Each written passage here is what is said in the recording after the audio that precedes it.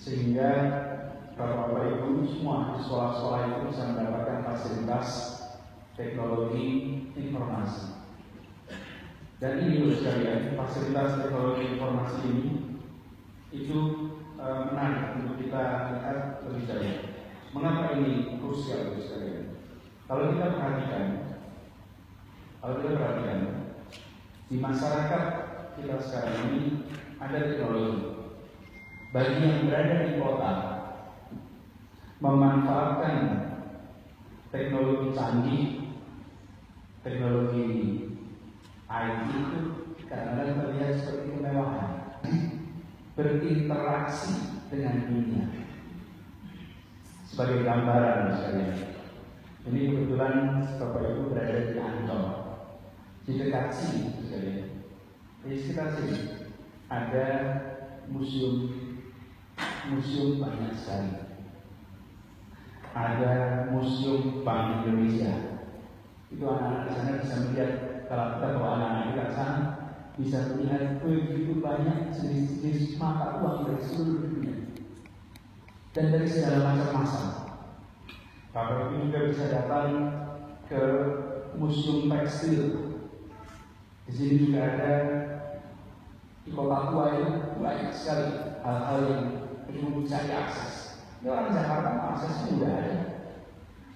Pertanyaannya menjadi rumit mengakses itu jika misalnya dari Kabupaten Sorong, dari Sorong ke Museum Uang itu agak lama perjalanannya. Betul nggak saya? Iya. Dari Kolaka Utara juga begitu. Jadi ada juga dari Nias, Indragiri ini panjang semua perjalanannya.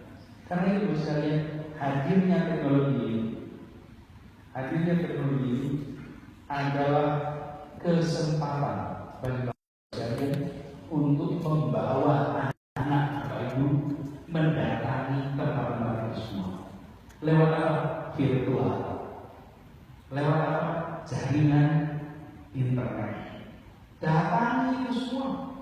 Jadi buat Bapak Ibu sekalian, alat yang mahal ini itu bukan kemewahan. Alat yang mahal ini keharusan. Karena dengan alat ini maka Bapak Ibu bisa mengakses. Kalau ada sekolah di Jakarta pakai pisah, ditertawakan, mahal betul pasang pisah. Kelihatannya mahal dengan rupiahnya, tapi untuk akses itu murah sekali. Saya pernah mendengar sekali sebuah ungkapan, education is expensive, but let's wait. Ignorance is much more expensive.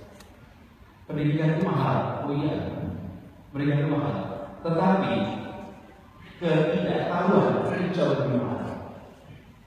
Jauh lebih mahal. Ignorance itu jauh lebih mahal. Lebih murah pendidikan daripada ketidaktahuan.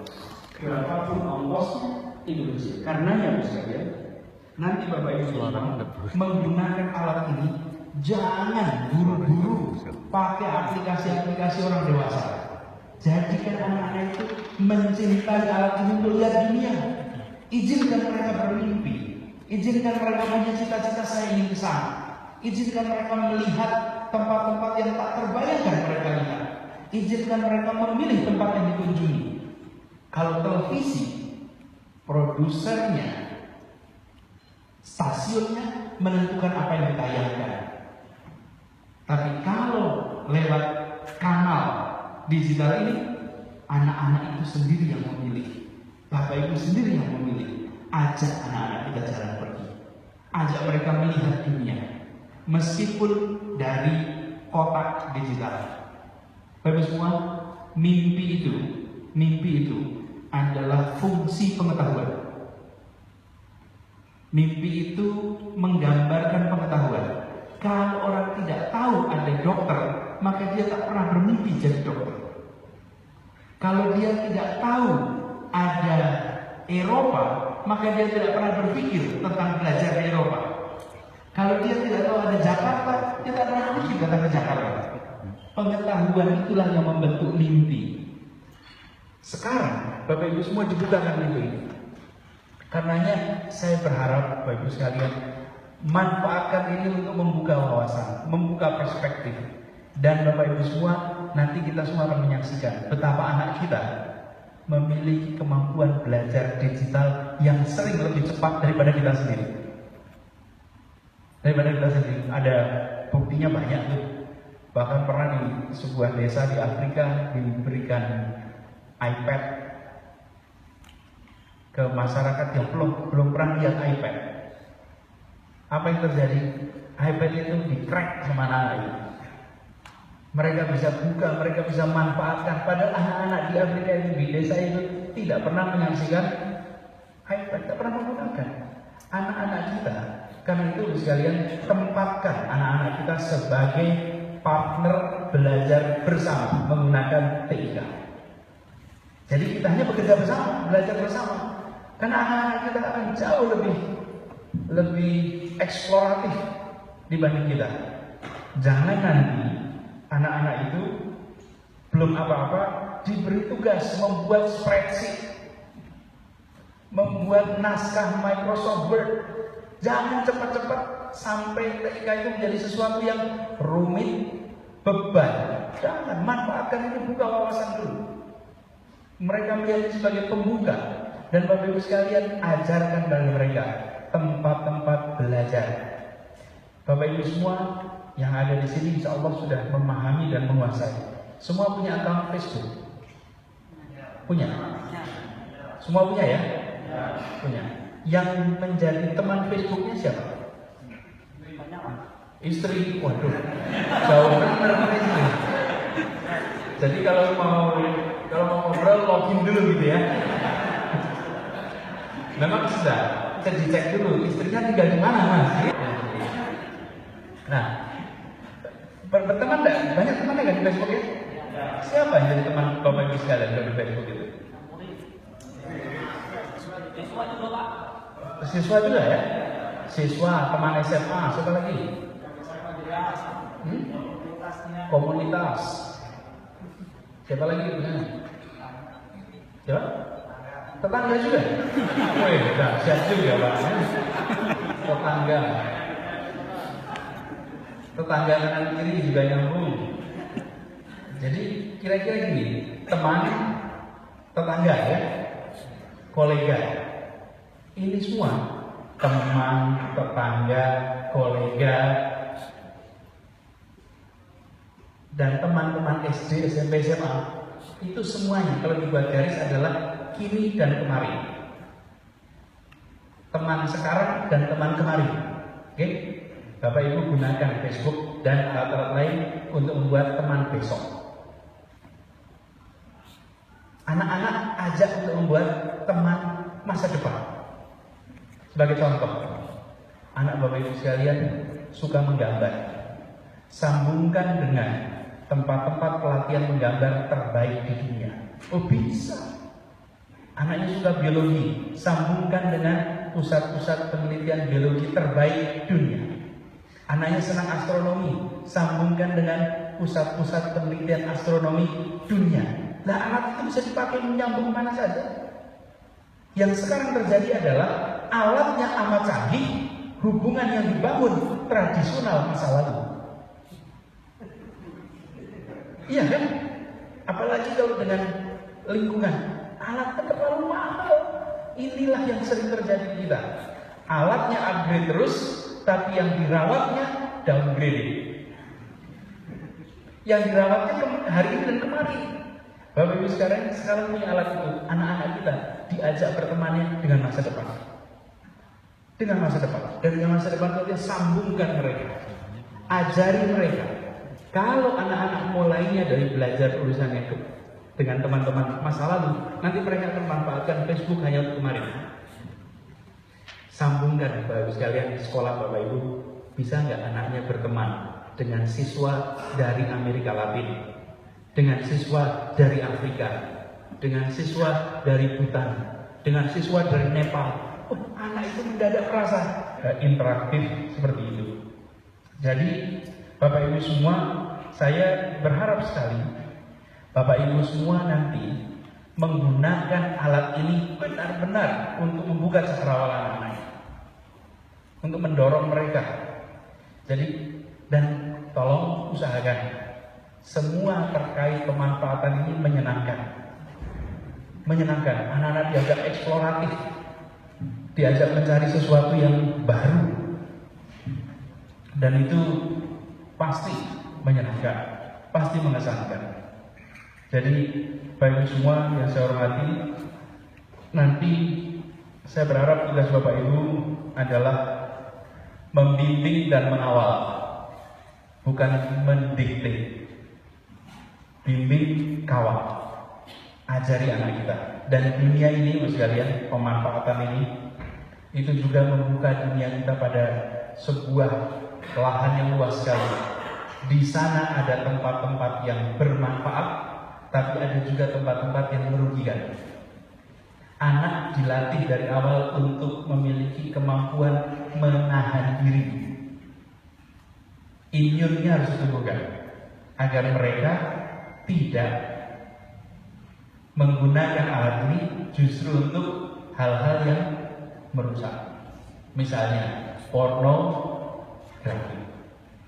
Jangan dilarang pakai internet, tapi dilarang melihat hal-hal yang pornografi. Diberitahu, jangan campur aja. Beritahu pada anak-anak kita. Cara beritahunya begini sekalian.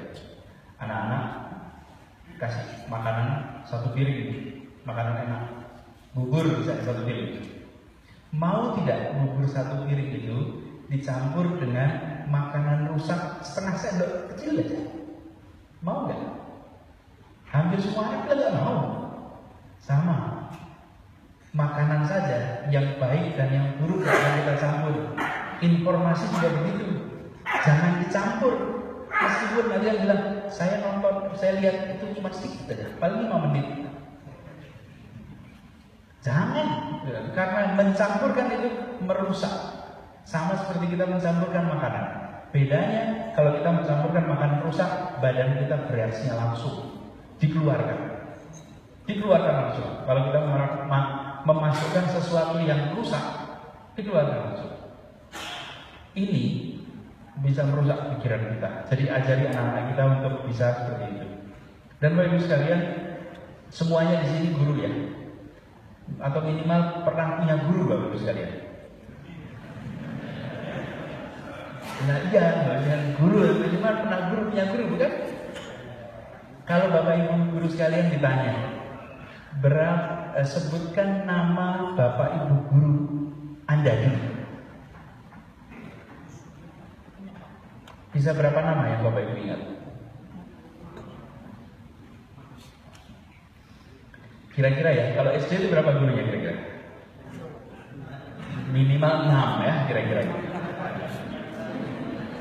Kalau naik terus, kalau ada tambah kelas 7 Mbak kira-kira. 6. SMP? Ya SMP lebih lah dari 3. SMP-nya satu atap total itu mesti ya.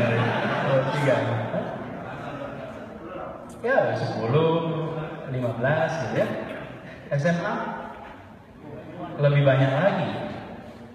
Ya sebutlah 15, 6, dan 36 gitu. Kuliah berapa dosennya kira-kira? 15, 20 lebih lah. Kalau 152 SKS bagi 3 gitu kan, kira-kira itu 50-an gitu, mungkin 30 dosen gitu ya kira-kira. Jadi 3 ke 60-an. Ada tidak yang ingat 30 dosen, 30 guru? Enggak kan? Ada yang ingat 10? Mencoba 10. Coba. Sebetulnya kalau Anda pengarang saya nggak bisa buktikan juga. Ya kan? Tapi kalau kita jujur, berapa sih guru yang ingat?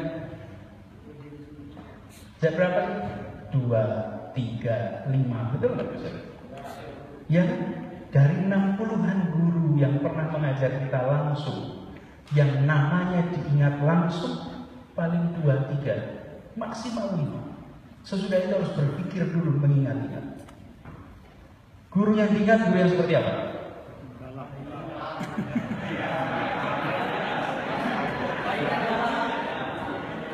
Yang diingat itu pilihannya dua. Tapi satu jelas, guru yang mengesankan. Betul nggak saudara? Nah, mengesankannya memang dua.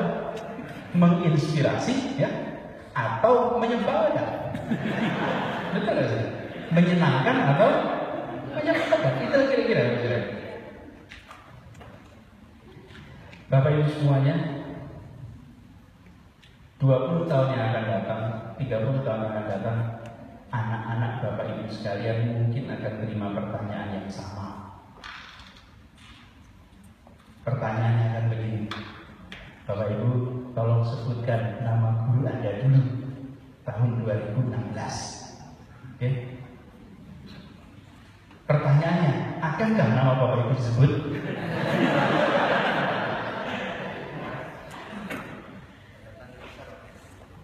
Akankah nama Bapak Ibu disebut? Karena itu Bapak jangan jadi guru biasa-biasa saja.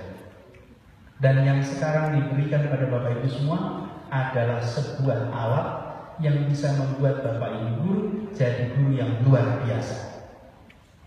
Karena Bapak Ibu guru akan membukakan perspektif mereka untuk masuk ke dunia digital. Akan masuk ke dunia digital. Apa yang terjadi kalau Bapak Ibu masuk ke dunia digital? Anak-anak itu sampai akhir hayatnya bisa bilang bahwa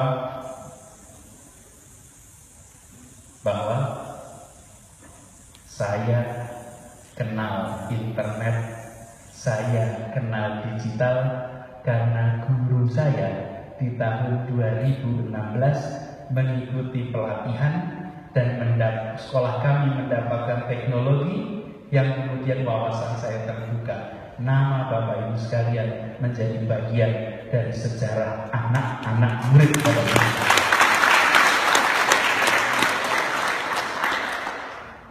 Jadi Bapak Ibu bisa memanfaatkan teknologi untuk membuat mereka terkesan inilah yang dibukakan. Sama seperti kita dulu diajari oleh guru-guru kita dulu.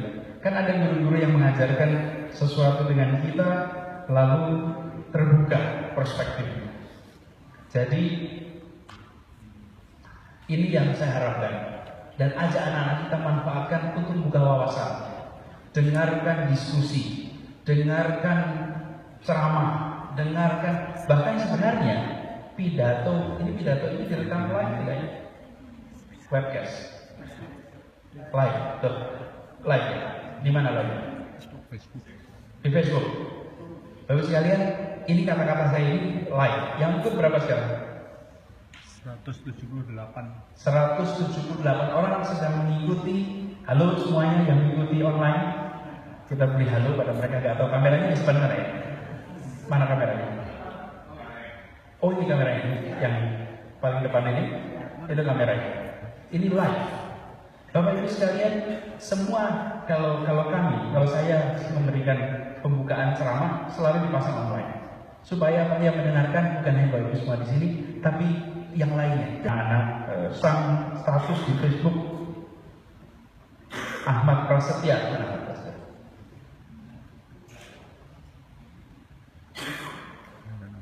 Lydia Christine. Oh itu Lydia Christine. Nedi Afeto. Mana Nedi Afeto? Ada di belakang. Itu mereka berpasang status dan terlibat langsung. Ini contoh sekali. Dan mari kita manfaatkan. Mari kita gunakan. Anak-anak biarkan belajar juga memanfaatkan teknologi. Dan nanti Bapak sekalian, arahkan anak-anak kita bukan jadi konsumen informasi, jadi konsumen dunia digital, tapi nanti anak-anak bisa diarahkan menjadi produsen dunia digital. Produsen. Kalau sekarang kita belajarnya dari konsumen, jadilah produsen informasi. Anak-anak merekam kampung halamannya, jadikan itu rekaman yang diupload. Ceritakan keindahan tempat itu. Temui orang-orang bijak, diajak rekaman pakai ini bagus sekali. Diajak rekaman. Orang-orang bijak di sana yang sudah memiliki akumulasi. Saya setiap kali mendengar cerita teman-teman yang bertugas di garis depan selalu menemui pengalaman-pengalaman yang luar biasa. Pengalaman yang tidak ditemui di tempat-tempat lain. Wawasan wisdom, kebijakan yang sulit ditemui di tempat-tempat lain. Dan itu yang kemudian nanti Bapak Ibu sekalian bisa manfaatkan dari teknologi ini. Jadi selamat mengikuti workshop, selamat membawa ilmu ini untuk mencerahkan putra-putri kita semua di seluruh penjuru air. Dan izinkan saya menitipkan salam. Salam kepada semua kolega guru di tempat Bapak Ibu bertugas. Sampaikan salam hangat dan sampaikan pada mereka, mari kita buka perspektif anak kita sehingga mereka sadar mereka adalah warga dunia, dan izinkan mereka bermimpi tinggi. Lalu rangsang mereka, bukan meraih mimpi, rangsang mereka untuk bisa melampaui setiap mimpi yang mereka miliki. Terima kasih. Assalamualaikum warahmatullahi wabarakatuh. Kami mohon Bapak Aris tetap di tempat, dan kami mohon Bapak Didi Suhadi dan Bapak Aris Santoso untuk naik ke atas panggung mendampingi.